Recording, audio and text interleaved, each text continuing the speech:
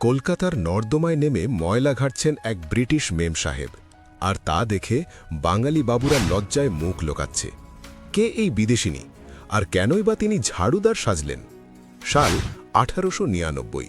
কলকাতায় তখন মৃত্যুর দূত প্লেগ হানা দিয়েছে। লাশের পর লাশ পড়ছে। ভয়ে শহরের সব ঝাড়ুদার পালিয়েছে। বাগবাজারের রাস্তায় মানুষের মলমূত্র আর আবর্জনার পাহাড়, দুর্গন্ধে টেকা দেয়। আমাদের তথাকথিত ভদ্রলোক বাঙালিরা তখন নাকে রুমাল দিয়ে মুখ ঘুরিয়ে পাশ কাটিয়ে চলে যাচ্ছে।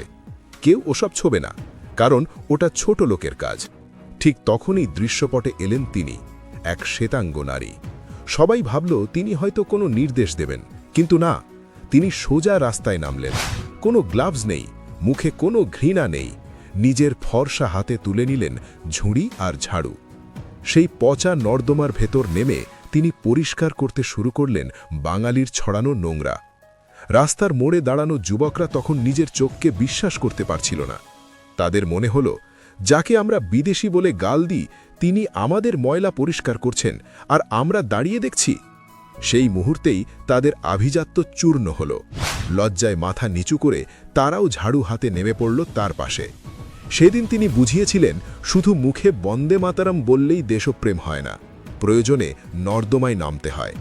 তিনি আর কেউ নন, তিনি স্বামী বিবেকানন্দের বাঘিনী, ভগিনী নিবেদিতা। তার এই ত্যাগের কথা মনে পড়লে আজও কি আপনার চোখে জল আসে? শ্রদ্ধা জানিয়ে কমেন্টে লিখুন, প্রণাম।